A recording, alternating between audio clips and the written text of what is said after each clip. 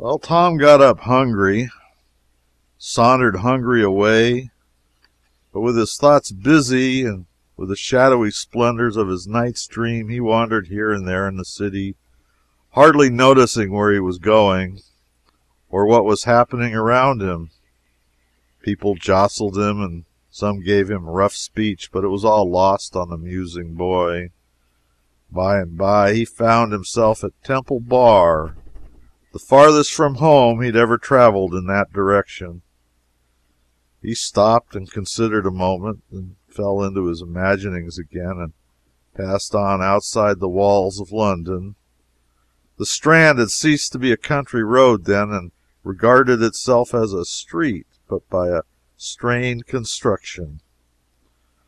For though there was a tolerably compact row of houses on one side of it, there were only some scattered great buildings on the other, these being palaces of rich nobles, with ample and beautiful grounds stretching to the river, grounds that are now closely packed with grim acres of brick and stone.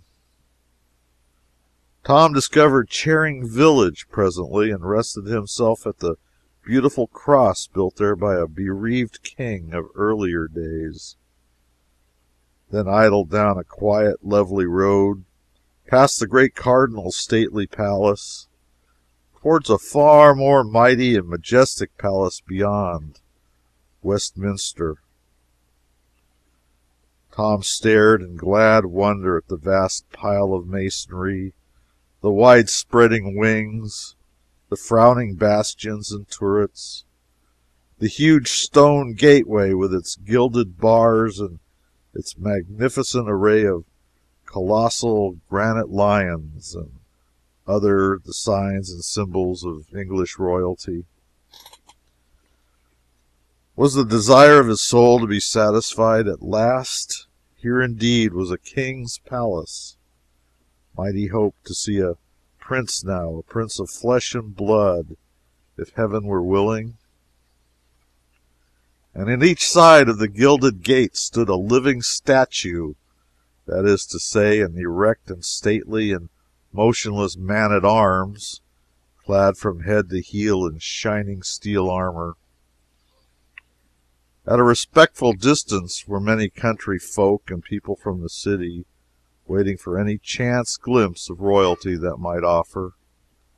Splendid carriages with splendid people in them, and splendid servants outside, were arriving and departing by several other noble gateways that pierced the royal enclosure.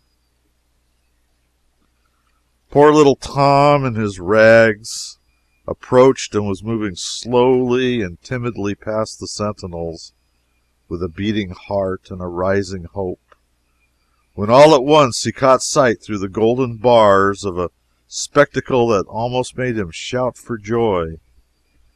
Within was a comely boy, tanned and brown with sturdy outdoor sports and exercises, whose clothing was all of lovely silks and satins, shining with jewels, at his hip a little jeweled sword and dagger, dainty buskins on his feet with red heels, and on his head a jaunty crimson cap with drooping plumes fastened with a great sparkling gem. Several gorgeous gentlemen stood near, his servants without a doubt. Oh, he was a prince, a living prince, a real prince, without the shadow of a question, and the prayer of the pauper's boy's heart was answered at last. Tom's breath came quick and short with excitement, and his eyes grew big with wonder and delight. Everything gave way in his mind instantly to one desire, that he was to get close to the prince and have a good devouring look at him. Before he knew what was about, he had his face against the gate bars. The next instant one of the soldiers snatched him rudely away and sent him spinning among the gaping crowd of country gawks and London idlers. The soldier said, "Mind thy manners, thou young beggar." The crowd jeered and laughed, But the young prince sprang to the gate with his face flushed and his eyes flashing with indignation, and cried out, "How darest thou use a poor lad like that? How darest thou use the king, my father's meanest subject, so? Open the gates and let him in." You should have seen that fickle crowd snatch off their hats. You should have heard them cheer and shout, "Long live the Prince of Wales!"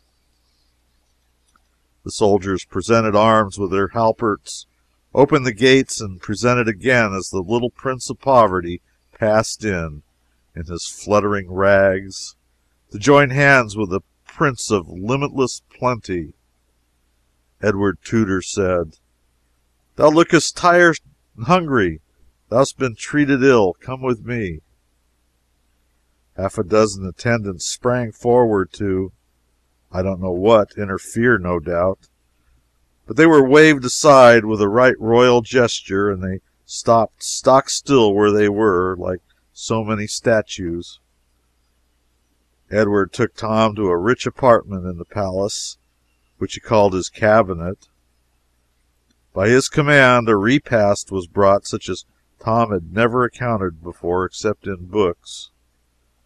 The prince, with princely delicacy and breeding, sent away the servants so that his humble guest might not be embarrassed by their critical presence. Then he sat near by and asked questions while Tom ate. "What is thy name, lad?" "Tom Canty, and it please thee, sir?" "'Tis an odd one. Where dost thou live?" "In the city, please thee, sir. Awful Court, out of Pudding Lane."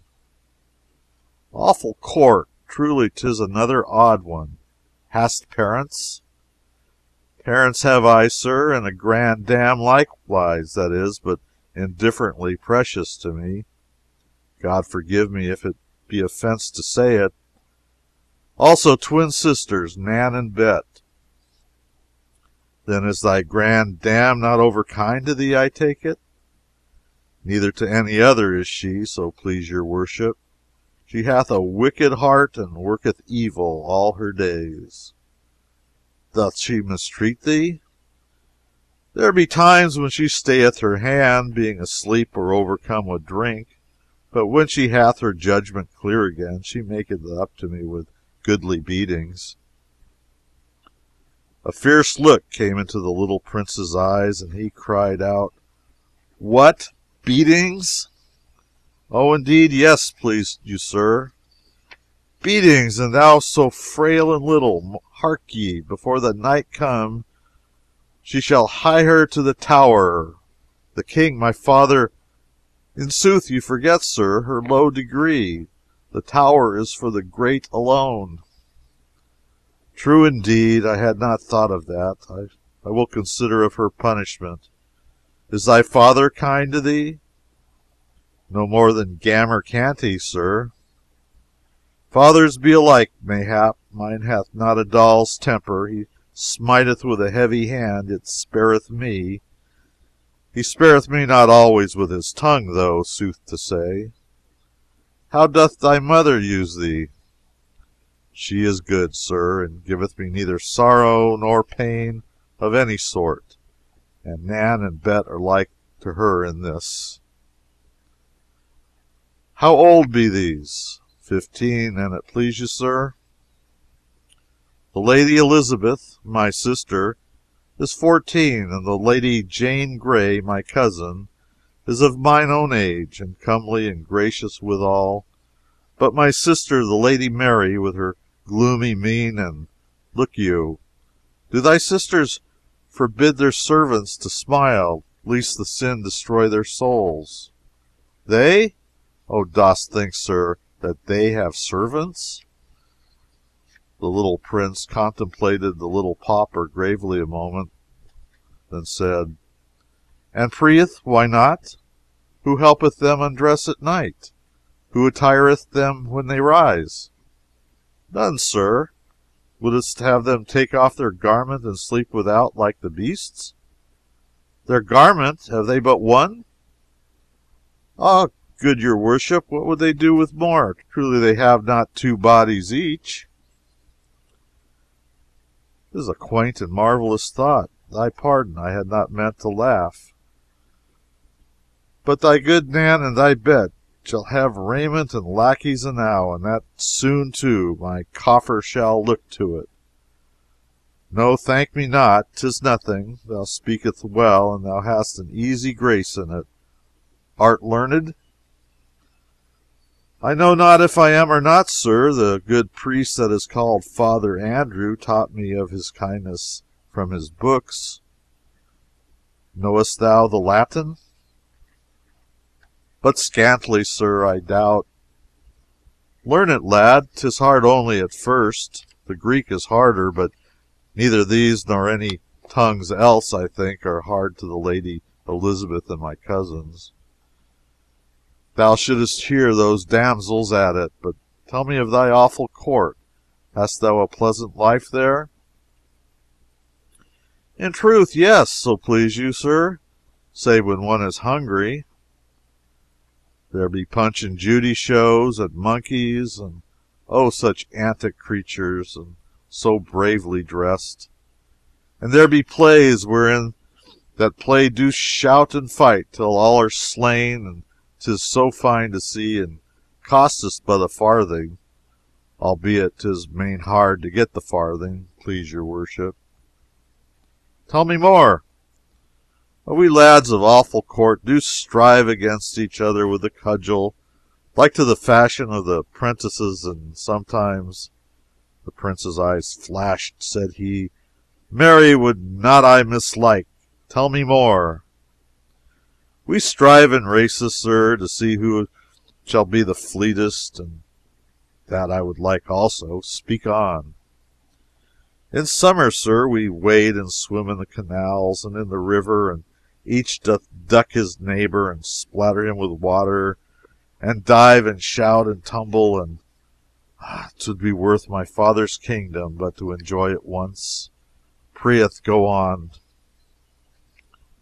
We dance and sing about the Maypole and Cheapside. We play in the sand, and each covering his neighbor up, and times we make mud pastry, and oh, the lovely mud! It hath not its like for delightfulness in all the world.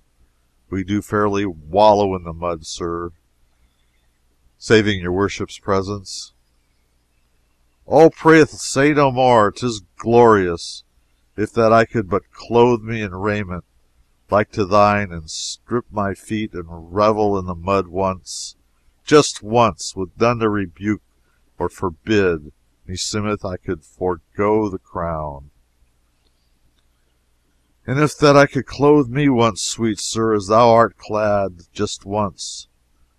Oho! Wouldst thou like it? Then so shall it be.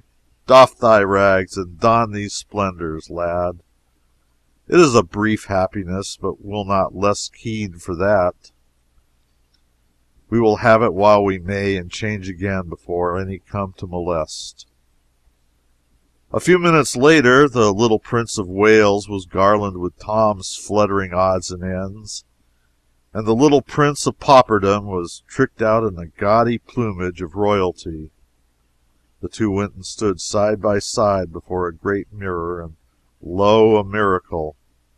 There did not seem to be any change made. They stared at each other, then at the glass, then at each other again. At last the puzzled princeling said, What dost thou make of this? Ah, good your worship, require me not to answer. It is not meet that one of my degree should utter the thing. Then will I utter it. Thou hast the same hair, the same eyes, the same voice and manner, the same form and stature, the same face and countenance that I bear. Fared we forth naked, there was none could say which was you and which the Prince of Wales. And now that I am clothed as thou wert clothed, it seemeth I should be able to more nearly to feel as thou didst when the brute soldier. Hark ye, is not that a bruise upon your hand? Yes, but it is a slight thing, and your worship knoweth that the poor men-at-arms— Peace! It was a shameful thing and a cruel, cried the little prince, stamping his bare foot. If the king— Stir not a step till I come again. It is a command. In a moment he had snatched up and put away an article of national importance that lay upon a table, and was out at the door and flying through the palace in his bannered rags, with a hot face and glowing eyes. As soon as he reached the great gate, he seized the bars and tried to shake them, shouting, "Open! Unbar the gates!" And the soldier that had maltreated Tom obeyed promptly, and as the prince burst through the portal, half smothered with royal wrath, the soldier fetched him a sounding box on the ear and sent him whirling to the roadway, and said, "Take that, thou beggar's spawn, for what thou gottest me from his highness." The crowd roared with laughter. The prince picked himself up out of the mud and made fiercely at the sentry, shouting, "I am the Prince of Wales. My person is sacred, and thou shalt hang for laying thy hand upon me." The soldier brought his halbert to present arms, and said mockingly, "I salute your gracious highness," and angrily, "Be off, thou crazy rubbish."